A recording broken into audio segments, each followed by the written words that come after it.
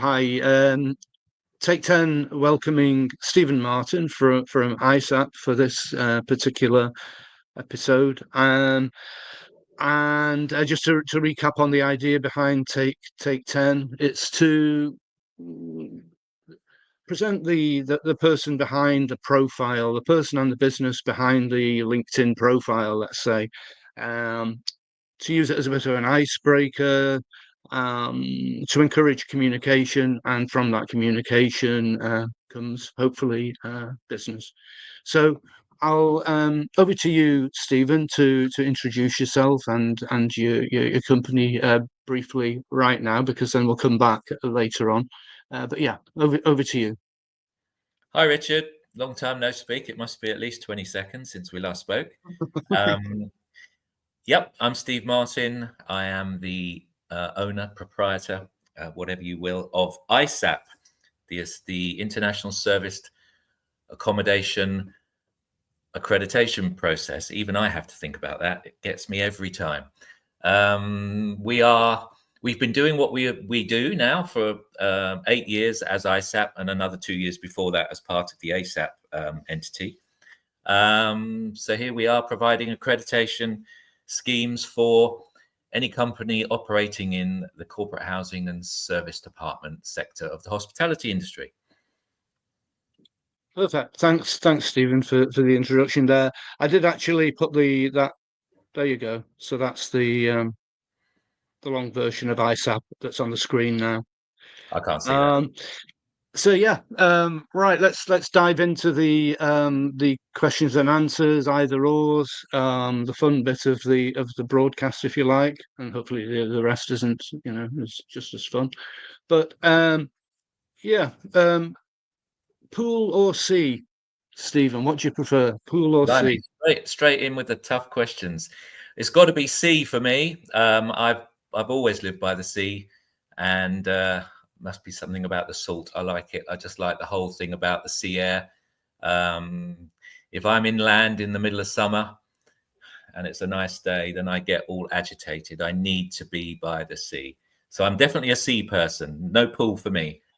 No, I'm with you there, to be honest. Whenever we've been on family holidays, and if some of the family are around the pool and it's absolutely baking hot, Yeah. I just I don't get it. I love to be on the beach and that the breeze and what have you. So it's what it's all about, I think. And then in the UK, yeah, I'm not lucky enough to go to the seaside as often as I would like. But yeah, it's nice and bracing. So I'm with you there, definitely.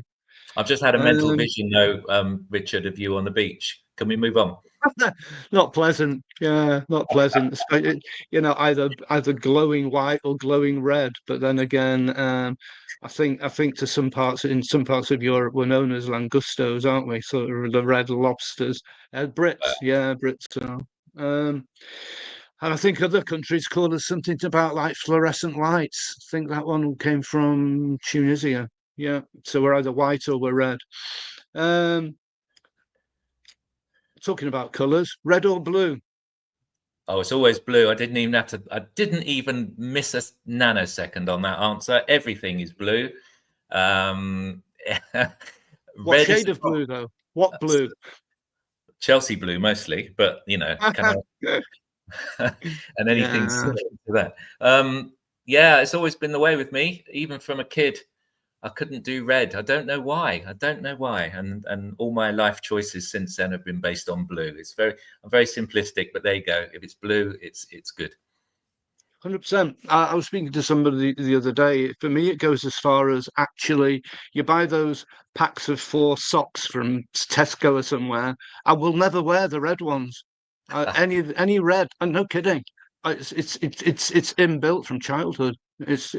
By the way, viewers, I'm a Manchester City fan. So, but yeah, that's pink is about as close as I'll get to red.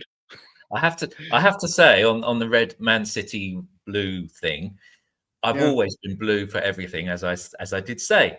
But recently, I have to say, I feel so sorry for Man United at the moment. Them playing in red. And actually, if City United, I think at the moment I would be a red fan, and that goes against the grain. But it's just because I feel so sorry for them right now. Funny you say that, and this is something that we could continue over a pint. But yeah, and that whole principle of supporting the underdog, and Yeah, City's always been the underdog, but right. not right now. So, No, no offense, United fans. Uh, tell you, we're not having a great season. um, Petrol or electric? Have oh, you had blimey, electric cars yet? there's one for you. Okay, so until they make a Mustang electric that looks like a Mustang, I'm afraid I'm petrol. Yeah, and again, I'm with you there. I just don't fancy being, caught halfway up the M6 without any any fuel or electricity. But yeah, I'm sitting on the fence there. We moved from diesel to petrol when we had to in London here. But yeah, um, eat in or eat out? Ah, Starving. Just checking the time here. Eat in yeah. or eat out? It's got to be. Oh, I'm going to be seen as a bit of a killjoy, but I love eating out. I love going out, but isn't it expensive now? My God, the price of a starter is like the price of what a main course used to be before the pandemic. It's just like gone mad. And so, wherever possible, I'm making the case for eating in. Which I don't mind that, because I don't know if you know, but I was a bit of a chef in a previous life, trained as a No. chef. So I know my way into a baked bean can, no problem, Richard. I can do that stuff. Ah, So yeah, I yeah, think I'd like to be an eat out person, but it's just getting so expensive that I think things are yeah. changing. Yeah, people are So learning how to do things inside, and I think programs like Jamie Oliver, I think he does a really good job of making it accessible to everybody. Everybody can do it now in mm, house at home. So I think yeah, that's where it's going. And restaurants need to understand this. It's getting so expensive. yeah. 100%. Everything seems so expensive Yeah, these days. That's for yeah, sure. yeah. When you do go out, here's one. Uh, do you prefer to take turns paying the bill, or do you split the bill? I try Depends not whether you decided whether you want to have the meal with that person ever again, I suppose. I try not to pay the bill at all, Richard. But that doesn't always work. Uh, well, in my household, we share everything, so it's like it doesn't matter who pays because it's all coming from the Right. same account. So Fair, it's fair enough. I So, like to, as you might have guessed, I do like to take control of the situation. Not being a control freak or anything, but so I probably will pay and then go chasing people for money afterwards. yeah.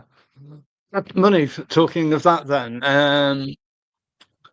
and this will lead nicely into to you talking about accreditation. To be honest, and an answer isn't required for this one. Money and a credit card or accreditation. Credit card or accreditation. There isn't an answer to that because it's apples and pears. You can't compare the two. But we've done. I think that in order for us to leave a little bit of time for you to talk about ISAP and accreditation, but we'll finish there. So thanks for that and for the insights into Stephen Martin. And yeah, over to you to tell us all a bit about ISAP and yeah, accreditation. Okay, thanks, Richard. Okay, well, coming up this year, I think is probably a good place to start. What's coming up this year for ISAP? We continue to do what we do, of course, which is be the specialist provider of accreditation certification in this industry sector. This year, the next thing that's coming up is the conference in North America, in San Diego, California, for the CHPA, Corporate Housing Providers Association. So ISAP traditionally goes there every year, and we meet up with our clients there. Obviously, hope to grow our client base, but it's important for us to be visible in that market. So we'll be doing that as we always do. So I'm looking forward to that. That's next month. That's February the 15th. I go 5 days. And then big things this year for ISAP. You may remember that I said that it was about time that I did something technologically brilliant with the ISAP product, although I've been fighting it so far. But we've actually got an opportunity to change the way that we display all of the information that we work with on with our clients. So it's going to make it more interactive for the client. I think it's an industry first in the type of technology we're going to use. And it's going to be different. ISAAP's going to look different. So really excited about that, as excited as one can be in this line of business. And looking forward to rolling that out over I would say by end of Q2, we should have something that makes us look a little bit different. So those are really the things. It's the CHPA conference coming up, and then changing the way we look in terms of our output. Fantastic, very interesting. Can't wait for the end of Q2 and to see the technology that you're introducing. I mean, technology, you've got to embrace it, haven't you? You can't run away from it. What's kind of destabilizing me at the moment is AI and the speed of development there. Brilliant though. There was a chatbot I was on earlier this week, and I actually literally thought that they were humans, and it was so good. They made it so personable. Yeah. So no, that's very exciting, and congratulations, by the way, Steve, on the number of companies that you're accrediting. I don't think there's a day goes by without seeing another accreditation. So congratulations on all of that, and it's great news for the industry, because that's exactly what the corporates are looking for, a reassurance on regarding the accommodation, isn't it? So we can all confidently use accommodation that's accredited, basically. That's right. I mean, it is so important. I mean, it's the opportunity for the providers and the agents to stand themselves apart from the rest and elevate their position and demonstrate how their product has such great quality, how they're safe, secure in all of their properties, and that an independent external body has verified that. So it's important for companies to be able to do that. I think the key also for this year, if I can add a third item of interest, is that we're stepping up our working with agents this year. We see that agents are very instrumental in helping to bring about an increase in accessibility to accreditation for the supply partners that they work with. A lot of it's to do with education. And so we'll be working together with our agent colleagues this year. We've got some new agents that we're starting to work with in 2025, which is great news. I can't announce anything, but watch this space, I guess, would be the corny thing one says in these situations. Wonderful. No, great. Thanks very much. So, been a pleasure doing Take 10 with you, Steve. I really appreciate your time.